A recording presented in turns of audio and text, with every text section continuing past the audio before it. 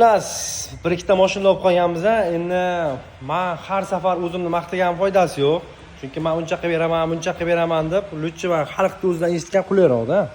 Aka, mashinangiz qanday chiqib tonirovkalar? Nima deysiz? Men narxisi, kachsivasi, son zashtali plyonka qo'yilyapti. Nima deysiz? Haqiqatmi yo yolg'on gapirayapman? Haqiqatdan ham rost ekan.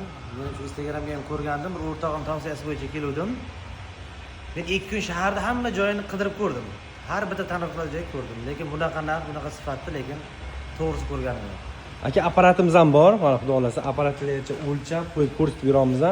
Misol son zashtali, original plyonkalar barini originalni qo'yib beramiz.